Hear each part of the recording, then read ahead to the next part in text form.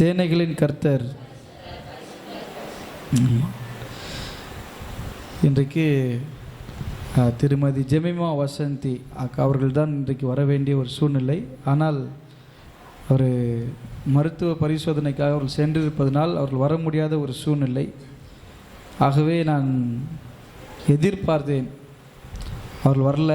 ஆனாலும் கூட ஜெபம் பண்ணும்பொழுது ஆண்டவர் எனக்கு ஒரு எதிர்பார்ப்பு இருந்தது. ஏன்னா இந்த மாதம் ஃபுல்லாக எனக்கு எந்த வாய்ப்புமே கிடைக்கவே இல்லை. பிரசங்கம் பண்ணாமல் இருக்குது, ஒரு மாதிரியாக இருக்குது. வெள்ளிக்கிழமை வேறு கேன்சல் பண்ணிட்டோம். அதுவாவது கொஞ்சம் ஆறுதலாக இருந்திருக்கும். வெள்ளிக்கிழமையும் கேன்சல் ஆகி கேரள் போயிட்டோமா, பிரசங்கம் பண்ண முடியாமல் ஒரே நீங்கள் எனக்கு ரொம்ப துடிப்பாக இருக்குது. எப்படா பிரசங்கம் பண்ணுவோம், எல்லாம் வாரம் வாரம் ஒருத்தர் போட்டுக்கிறோம். அது ஒரு மாதிரியாக இருக்குதுங்க. எனக்கு ஆண்டவர் பார்த்தாரு, இவனை இப்படியே விட்டா பைத்தியமாயிடுவான் போலுக்குது, இவனுக்கு பேசாமல் இன்னைக்கு நீ பேசிடுறா அப்படின்ட்ட மாதிரி ஒரு சந்தோஷம் வந்துச்சு எனக்கு. ஏன்னா நான் எப்போ அதை ஆயத்தம் பண்ணி வச்சுருந்தேன். திடீர்னு எதிர்பாராத விதமாக ஒரு வேளை யாருன்னா வரலாம் என்ன பண்ணுறதுக்காக நான் ஆயத்தமாகி வைத்திருந்த வார்த்தைகளை தான் இன்றைக்கு உங்களோடு நான் பேசும்படி அதிகமாக ஆண்டவருக்குள் பிரயாசப்படுகிறேன். ஆண்டவர் இன்றைக்கு உங்களோடு பேசுகிற காரியம் சீஷர் ஆகுங்கள். நீங்கள்லாம் சீஷர் ஆகணும். எத்தனை பேர் ஆண்டவருக்கு டிசைபிளாக இருக்க விரும்புகிறீங்க? ஆமாம். சீஷன் என்பவன் எப்படி இருக்கணும்? குரு மாதிரி இருக்கணும். குரு எப்படிங்கிறாரோ அப்படி தான் என்ன பண்ணணும், சீஷன் இருக்கணும். சீஷனை பார்த்தாவே கண்டுபிடிச்சிருவாங்க அவங்க வாதியார் யாருன்ட்டு, இல்லைங்களா? பையன் அவன் படிக்கிறத வச்சு சொல்லுவாங்க, ஓ அந்த வாதியார்கிட்ட பச்சியாப்பா அப்படின்னு சொல்லுவாங்க பாருங்கள். அந்த மாதிரி பையனை வச்சே நம்ம சீஷனை வச்சே குரு யாருன்னு சொல்லிடலாம். இப்போது ஆண்டவர் உங்களுக்கு சொல்கிறாரு, நீங்கள் சீஷர் ஆகணும். எத்தனை பேர் முகநூல் பயன்படுத்துகிறீங்க? ஃபேஸ்புக், FB எத்தனை பேர் பயன்படுத்துகிறீங்க? நான் பயன்படுத்துகிற பிறகு தான். சரி. எத்தனை பேர் யூடியூப் பார்க்குறீங்க? எத்தனை பேர் சப்ஸ்கிரைப்லாம் பண்ணி வச்சுக்கிறோம்? எத்தனை பேர் இன்ஸ்டாகிராம் ஃபாலோவர்ஸ் இருக்கிறீங்க? ஓகே. அதுக்கப்புறம் ட்விட்டர், அதுக்கப்புறம் இப்போ இன்னதோ வேறு ஏதோ ஒரு சிம்பிள் ஒன்று போட்டு ஒரு மாதிரி வருது, அது என்னன்னு தெரியல, புதுசாக நிறைய வருது. எதுக்காக சொல்கிறேன்னா, இதெல்லாம் எந்த ஒரு ஐடியாலஜியில் ஸ்டார்ட் பண்ணி நடந்துட்டு இருக்குதுன்னா, அவங்களுக்கு எத்தனை ஃபாலோவர்ஸ் இருக்கிறாங்க, அவங்களுக்கு எவ்வளோ வியூஸ் இருக்குது, இதை பொறுத்து தான் அவங்களுக்கு அந்த சோஷியல் மீடியாவில் மதிப்பு இருக்குது. ஆமாவா இல்லையா? அப்படி தருதலை மாதிரி சுற்றி நிற்கிறான். சொல்லுவாங்கள்ல, ஒரு வார்த்தை சொல்லுவாங்க, அவன் முடி ஒரு மாதிரி இருக்கிறான், கம்பல் போட்டுன்னு இருக்கிறான், எங்கெங்கே சுற்றிட்டு இருக்கிறான். அவனுக்கு பார்த்தீங்கன்னா ஒரு 1 lakh 2 lakh ஃபாலோவர்ஸ் இருந்துச்சுன்னா அவர் பேர் இந்த ஊரில் செலப்ரிட்டி. நான் ரெட்டி, செலபு ரெட்டி. 2 லட்சம் ஃபாலோவர்ஸ் வச்சுக்கிறவங்க செலிப்ரிட்டினா, ஆண்டவர் எவ்வளோ பெரிய செலிப்ரிட்டி. அவர் இந்த ஆளுங்க பின்னாடி போயின்னுக்கிறோமா இல்லை ஆண்டவர் பின்னாடி போயிட்டு இருக்கிறோமான்னு தான் முக்கியம். இதுதான் இன்றைக்கி கடவுள் உங்களோட பேசுகிற காரியம். நீங்கள் யாரை ஃபாலோ பண்ணிட்டு இருக்கிறீங்க? நீங்கள் எதை ஃபாலோ பண்ணிட்டு இருக்கிறீங்க? யாரை ஃபாலோ பண்ணிட்டு இருக்கிறீங்க?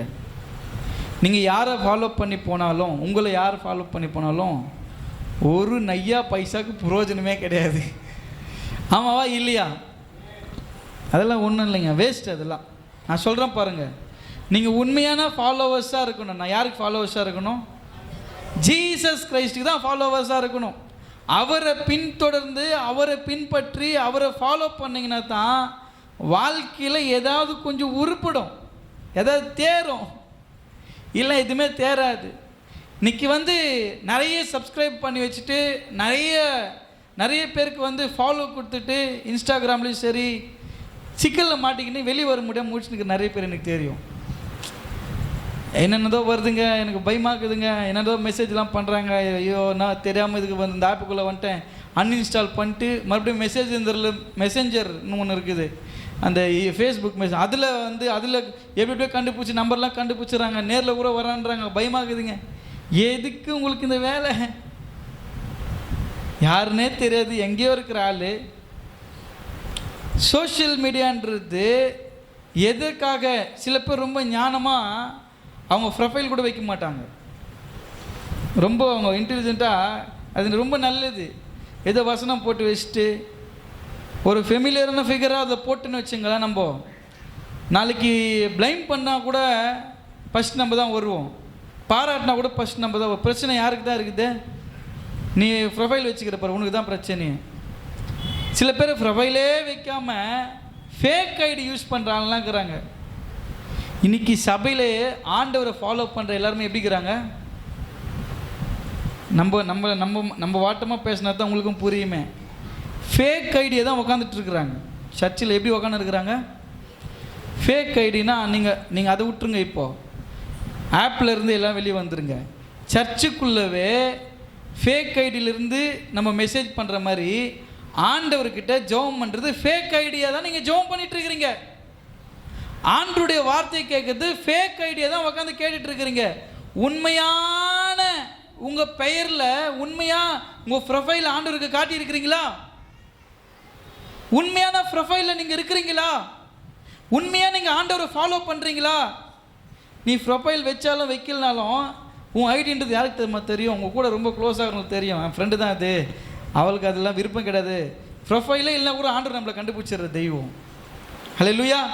உலகத்தில் இருக்கிறவங்க தான். நம்ம சில பேர் பேரை பார்த்தானே ஆள் யாருன்னு பார்க்கணும் ரொம்ப ஆசையாக இருக்கும். சில பேருக்கெலாம் அவங்க பேர் பச்சிட்டாவே அவங்க யாராக இருக்கும் அவங்க ஃபேஸ் பார்க்கணுன்றதுக்காக எத்தனையோ மெசேஜுங்க அனுப்புறது, எல்லாத்தையும் ஒரு நாள் ஸ்க்ரீன்ஷாட் எடுத்து வச்சுருவாங்க. பாருங்கள், பெரிய பிரச்சனையில் மாட்டுவாங்க. எதுக்காக சொல்கிறேன்னா, இன்றைக்கி உங்களோட பேசுகிற காரியத்துக்கும் நான் இப்போ உங்களோட ஷேர் பண்ணுற காரியத்துக்கும் ஒரு கனெக்டிவிட்டி இருக்குது.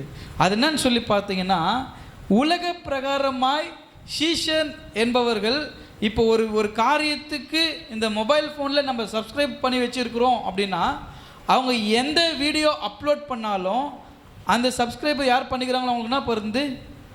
நோட்டிஃபிகேஷன் வருது.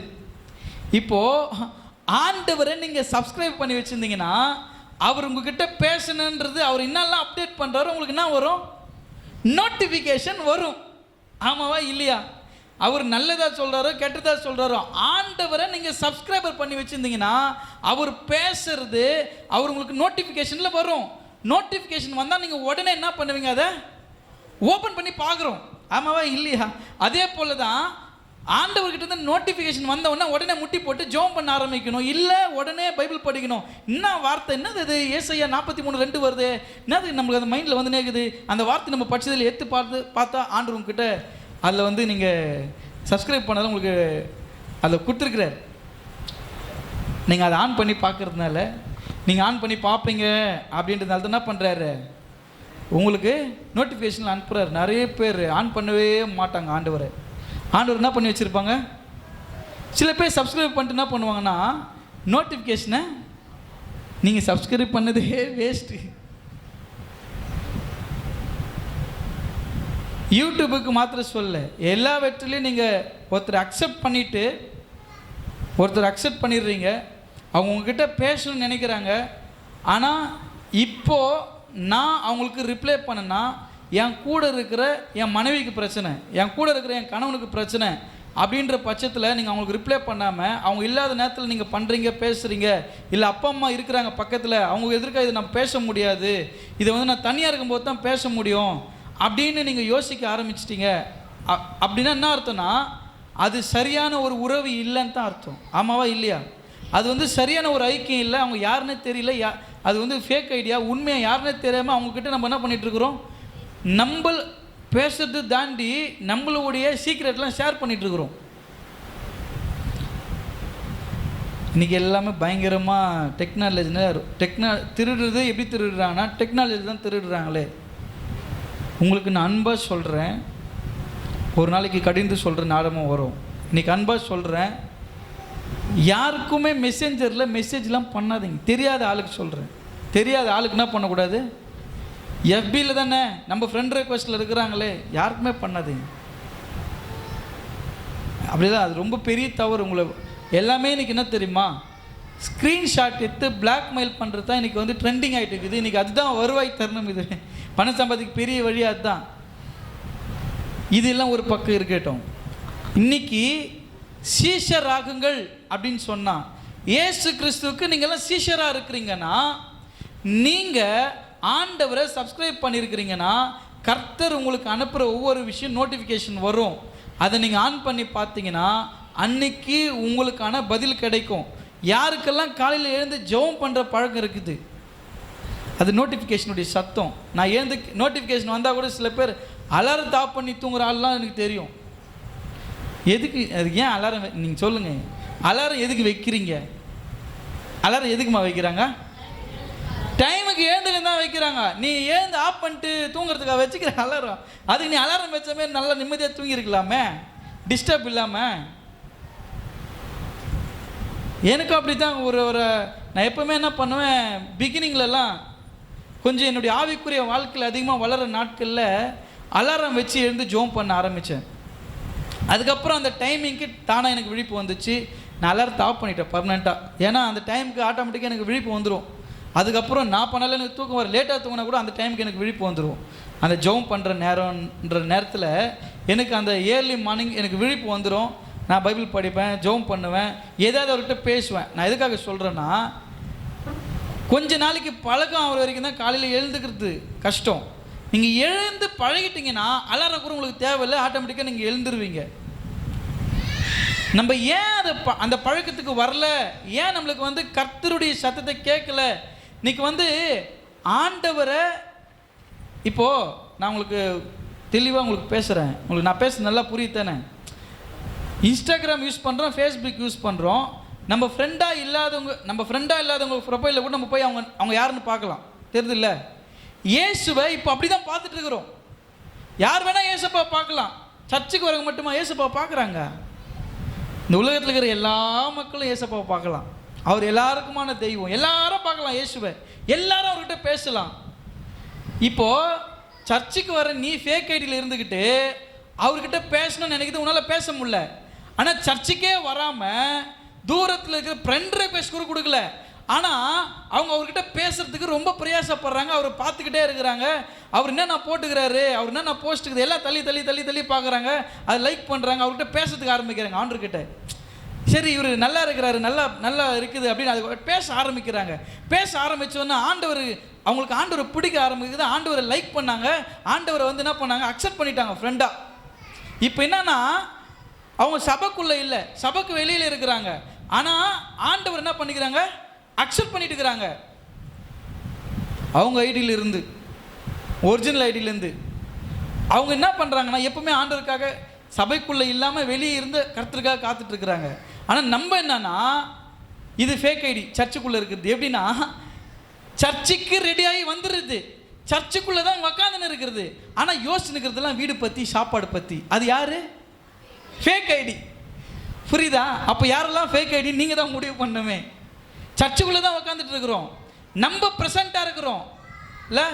சரீர ரீதியாக நான் ப்ரெசண்ட்டு, ஆனால் என்னுடைய நினைவு பூர்வமாக நான் ஆப்சண்ட்டில் இருக்கிறேன். அது ஃபேக் ஐடி இல்லை, அது எங்கெங்கேயோ என் மைண்ட் எங்கெங்கேயோ தெரிஞ்சுன்னு இருக்குது. ஆனால் ஆள் மட்டும் இங்கே இருக்கிறேன். ஆனால் சில பேர் ஆள் இங்கே கிடையாது, ஆள் வெளியில் இருக்கிறாங்க. ஆனால் அவங்க எண்ணெல்லாம் எங்கே இருக்குது? ஏசப்பாக்கிட்டே இருக்குது. இன்னைக்கு அவங்க ஃபாலோவர்ஸாக மாற முடியும், நம்ம ஃபாலோவர்ஸாக மாற முடியுமா? யாருன்னே தெரியுதுங்க, எப்படி ஃபாலோவர்ஸ் ஆக முடியும்? யாரை முதல்ல ஃபாலோ பண்ணுவாங்க சொல்லுங்கள்? ஒருத்தர்கிட்ட பேசி பழகி நம்ம தெரிஞ்ச ஆளாக இருந்தால் தான் அக்செப்ட் பண்ணி பேசுவோமே. தெரியாதவங்க எல்லாருக்குமே எங்கள் எடுத்து பார்த்தீங்கன்னா ஒரு 3000 பேர் ரெக்வெஸ்ட் கொடுத்து வச்சுக்கிறாங்க. யாருமே அக்செப்ட் பண்ண, நிறைய பேர் தெரியாது. நான் எதுக்கு அக்செப்ட் பண்ணோம், தேவையில்லாது நம்மளுக்கு இதெல்லாம் அக்செப்ட் பண்ணவே மாட்டேன். நான் அதை போய் பார்க்கவும், அதை போய் யாரெல்லாம் எனக்கு ரெக்வெஸ்ட் கொடுத்துக்கிறான்னு போய் பார்க்க மாட்டேன். எப்பாவது ஒரு முறை எதனா எடுத்து பார்த்தோன்னா, இன்னைக்கு இவ்வளோ பேர் ரெக்வெஸ்ட் கொடுக்குறாங்க, எல்லாரையும் அக்செப்ட் பண்ணால் எல்லாமே நிறைய ஃபேக் ஐடி தான் இருக்குமே. உங்களுக்கு வேண்டவங்க மாதிரியே உங்ககிட்ட பேசுவான், ஆனால் அவங்களே கிடையாது. அது இது ஒரு மாயமான உலகம், இது மாயம், இது உண்மையானது கிடையாது. இது உங்களுக்கு புரியுது நான் சொல்கிறது? இதில் நடக்கிறது எல்லாமே என்னது இல்லை, உண்மை கிடையவே கிடையாது. ஆனால் இங்கே நடக்கிறது எல்லாமே உண்மை. இது நிஜமான வாழ்க்கை, இது மாயமான வாழ்க்கை. இதுதான் வித்தியாசம், வேறு ஒன்றுமே இல்லை. எல்லாம் ஃபில்ட்ரு. இருக்கிற ஃபோட்டோலாம் என்னது, ஃபில்டரில் பூச்சி ஆயா மாதிரி இருக்குது, ஆண்டி மாதிரி இருக்கிறதெல்லாம் எப்படி போடுறாங்க? இப்போ ஏஐ வேற வந்துச்சு. உங்களுக்கு தெரியுமா ஏஐனா? நான் இருக்கிறேன்னா எனக்கு ஒரு 33 வயசு ஆகுது. நான் வந்து இப்போ ஒரு 20 வயசு ஆள் மாதிரி எனக்கு கொஞ்சம் அழகாக்கி போட முடியும். அதுதான் ஏஐ. போட்டேன்னா பரவாயில்லப்பா, இவர் எப்பவுமே எங்காகிறாரு. அப்படி எங்கா இருந்து இன்னும் பிரயோஜனம் சொல்லுங்கள்? இருக்கிற மாதிரியே இருக்குது தான் நல்லது. அப்போ இதில் என்ன இருக்குது? மாயை தான். இதில் யாருமே ஒரிஜினல் அப்டேட் பண்ணுறவங்க ஒரிஜினல் அப்டேட் பண்ணுறாங்களா? உண்மையே வெளிப்படையாக உண்மையாக இருக்கிறாங்களா? அது நல்லது. ஆனால் உண்மையே இல்லாததை எடுத்து போய் பார்த்தீங்கன்னா அதில் 99% எல்லாமே வந்து எப்படி இருக்கும்? ஃபேக் ஐடி, முள்ள மாதிரித்தனம், எல்லா திருட்டு வேலையுமே இதில் தான் இருக்குது. இதில் இருக்கிறது எதுவுமே நிஜம் இல்லை. ஆனால் அதெல்லாம் ஃபாலோ பண்ணி அவங்க எப்போ நோட்டிஃபிகேஷன் வரும், எப்போ அதை பார்க்கலாம், அவங்கள ஃபாலோ பண்ணுறதுனால இங்கே யாருக்கு ஃபாலோவர்ஸாக இருக்கிறீங்கன்றது ரொம்ப முக்கியம். இல்லை யாருக்கெல்லாம் ஃபாலோவர்ஸு, நான் ஒரு ஃபாலோவர்ஸில் இருக்கிறேன், இது என்ன பெருமை இருக்குது. அவர் நல்லா அது பாட்டெலாம் போட்டு டான்ஸ்லாம் ஆடுவார். அவர் ஸ்டெப்லாம் அப்படி இருக்கும் சூப்பராக. அதனால் அவரது பார்த்து நான் ஸ்டெப்பு கற்றுக்கிறதுக்காக பார்க்குறேன். இன்றைக்கி ஸ்டெப்பு கற்றுக்கிறதுக்காக பார்ப்பேன், நாளைக்கு வேறு எதுனா கற்றுக்கிறதுக்கு பார்ப்பேன். இங்கே தான் உங்களுக்கு ஸ்டெப்புலாம் சொல்லி தராங்கல்ல, ஸ்டெப்பு கற்றுக்கிறதுக்காக பார்க்குறாங்க. அந்த அவர் ஃபாலோவர்ஸ் இவங்கெல்லாம் சர்ச்சுக்கு வரவங்க தான் யார்? ஃபாலோவர்ஸ். ஆகாத சம்பாஷணை நல் ஒழுக்கத்தை கெடுக்கும். இன்னைக்கு எல்லாமே அதில் வந்து எல்லாமே இதில் உண்மையானது கிடையாதுங்க. உண்மையானது இருக்குது, ஆனால் உண்மையானதுக்கு யாரும் செவி கொடுக்க மாட்டாங்க. எவ்வளோ வேல்யூபிளானதெல்லாம் நம்ம போடுறோம், இதில் யாரும் அதெல்லாம் பார்க்கவே மாட்டாங்க. தெரியுமா உங்களுக்கு? டான்ஸ் ஆடுறது, அதுக்கப்புறமா வந்து கலாய்க்கிறது, கெட்ட வார்த்தை பேசுறது, தப்பாக இருக்கிறது தான் ட்ரெண்டாகவும் பேசுவாங்க, பேசும் பொருளாக மாறும். நீ உண்மையாக இருந்தீன்னா நீ யாருக்கும் தெரிய மாட்ட. அப்படின்னா நீ நல்லா தெரிஞ்சுக்கணும் நான் உண்மையாக இருக்கிறேன்ட்டு. அல்லேலூயா. எல்லாத்துக்கும் தெரிதுன்னா அப்போ நான் உண்மையாக இல்லை, நான் எங்கேயோ மிஸ்டேக்கில் இருக்குதுன்னு அர்த்தம். நீங்கள் ஆண்டவரை பின்பற்றுகிறவர்களாக இருப்பீங்கன்னா உங்கள் வாழ்க்கையில் சில காரியங்களை கர்த்தர் உங்களுடைய எதிர்பார்க்குறாரு. அந்த மாதிரி குணங்கள்லாம் இருந்துச்சுன்னா நீங்கள் ஆண்டவருக்கு டிசைபிள்ன்றதை, அவருடைய சீஷர்கள்ன்றதை நீங்கள் முடிவு பண்ணிக்கோங்க. நான் யாரையும் இவர் தான் சீஷரு, இவர் சீஷரு, நான் சீஷரு, யாருன்னே தெரில, நான் சொல்கிறதெல்லாம் கரெக்டாக இருந்துச்சுன்னா நீங்கள் சீஷர். நீங்களே முடிவு பண்ண, நான் டிசைபிளாக தான் இருக்கிறேன் ஆண்டவருக்குள்ள அப்படின்னு நீங்கள் முடிவு பண்ணிக்கலாம். அல்லேலூயா. அதனால் இந்த இடத்துல நம்ம சீஷனாக இருந்தால் தான் மற்றவங்களை என்ன பண்ண முடியும்? ஆண்டவருக்கு சீஷனாக ஆக்க முடியும். நானே சீஷனாக இல்லும் போது எனக்கே ஆண்டவரோடு கூட சரியாக தொடர்பு இல்லை, நானே அவர்கிட்ட பேசி பல நாட்கள் ஆகுது. நம்ம யார்கிட்ட நிறைய பேசுவோம்? நம்ம யார் ரொம்ப நேசிக்கிறோமோ, யாரிடத்தில் நம்ம அன்பு அதிகமாக செலுத்துகிறோமோ அவங்கக்கிட்ட தான் என்ன பண்ணுவோம் பிரதர்? நிறைய டைம் ஸ்பெண்ட் பண்ணுவோம், அவங்ககிட்ட நிறைய பேசணும்னு நினைப்போம். அவங்கக்கிட்ட வந்து நமக்கு இருக்கிறதெல்லாம் நமக்கு இல்லைனா கூட பரவாயில்ல அவங்களுக்கு கொடுக்கணும். ஏன்னா நம்ம ரொம்ப அவங்கள நேசிக்கிறதுனால நம்ம அப்படி இருப்போம். நம்ம ஆண்டவர்கிட்ட பேசுகிறதும் கிடையாது, வேதத்தையும் வாசிக்கிறது கிடையாது, கடவுளோடு கூட நமக்கு நல்ல ஐக்கியம் இல்லாமல் எப்படி நான் ஆண்டவருக்கு சீஷனாக மாற முடியும்? மாற முடியாது, கேள்விக்குறி தான். நம்ம வாசிப்போம் மத்தேயு 28ஆம் அதிகாரம் 19வது வசனம். ஆகையால் நீங்கள் புறப்பட்டு போய் சகல ஜாதிகளையும் சீஷராக்கி